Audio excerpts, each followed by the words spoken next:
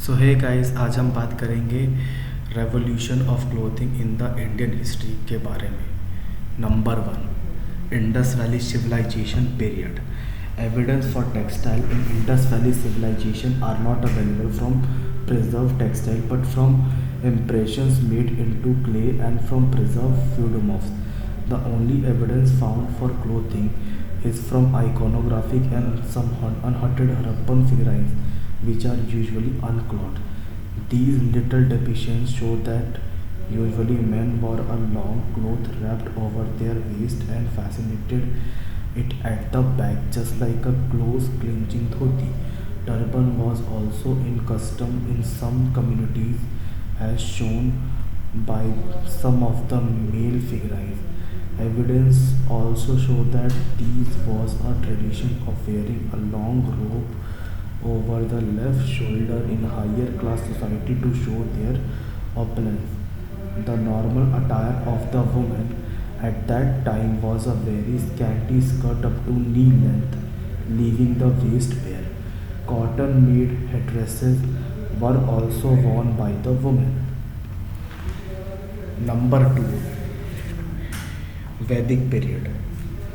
The Vedic period was the time duration between 1500 and 500 BCE.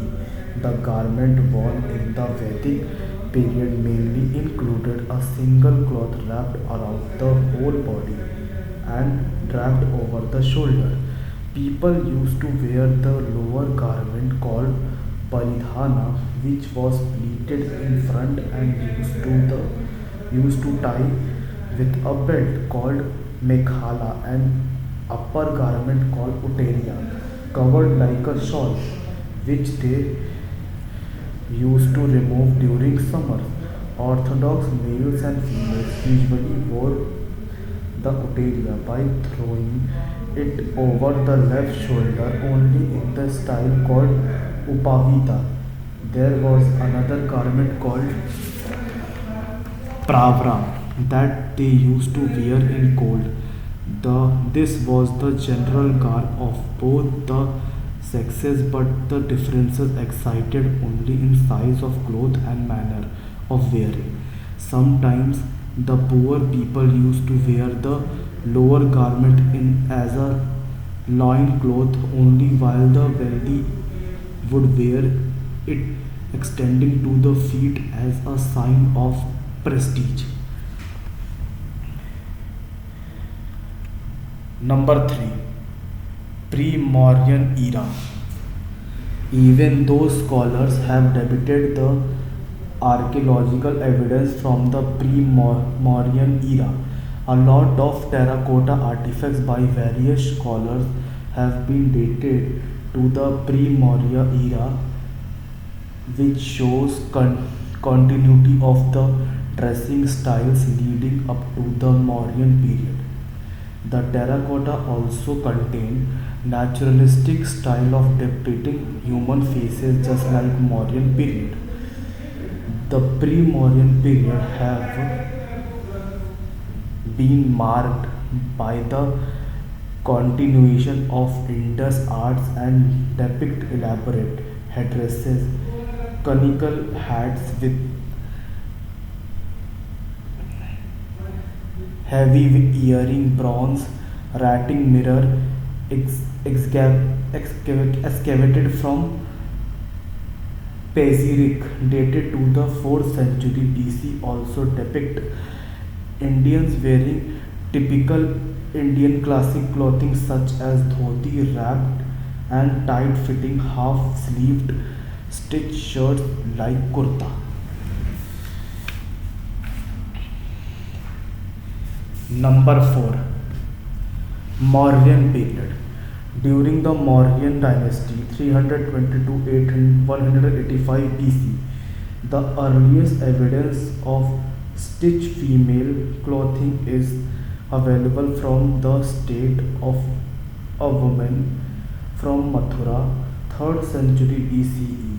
Ladies in the Mauryan Empire often used to wear an embroidered fabric waistband with drum headed knots at the ends.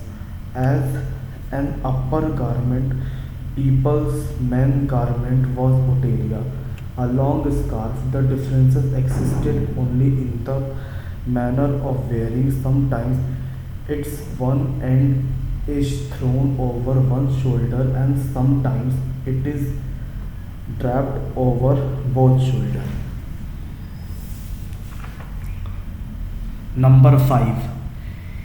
Classical period. Early classical period. Early classical period has am-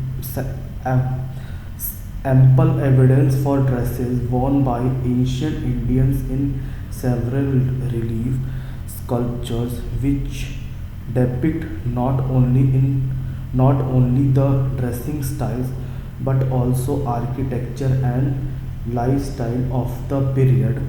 Buddhist reliefs from Amravati, Gandhara, Mathura, and many other sites contain carved reliefs from Jataka tales and exhibit the fashion of the period between the 2nd century BCE to Gupta period. Number 6. Gupta period. The Gupta period lasted from 320 C to 550 C. Chandragupta I was the founder of the empire. This empire stitched garments became very popular in this period. Stitched garment become a sign of royalty. The Antaria won the Antaria worn by the women turned into gagri, which has many swirling effects exalted by its many folds. Hence, dancers used to wear it at a lot, as it is evident from many Ajanta paintings. Women used to wear only the lower garments in those times, leaving the bust part bare. But these depictions may be a stylistic representation of mother goddess cult since Indus Valley civilization. Various women with stitched upper body garment or tunic have been shown from pre-Mauryan period as early as 400 BC in a folk art depict and pastry writing mirrors. Number 7. Medieval period. From past Gupta period there is a plentiful evidence of Indian clothing from paintings such as in Alchi Monastery, Bagan temples, Pala miniature painting, Jain miniature paintings, Ellora caves paintings, and Indian sculpture. Ancient Indians wearing kurta and baggy pants like shawl have been depicted in wearing kurta and baggy pants like shawl have been depicted in 8th 10th century CE. Ivory sculpture of an elephant chest pieces from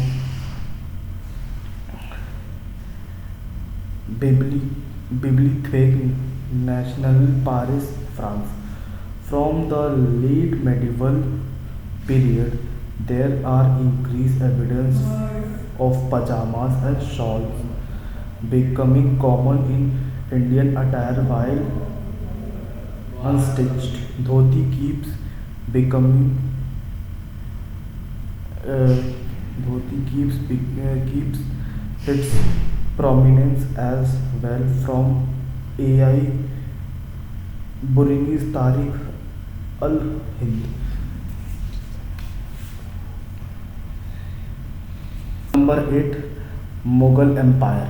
The Mughal dynasty included luxury clothes that complemented interest in art and poetry. Both men and women were fond of jewelry.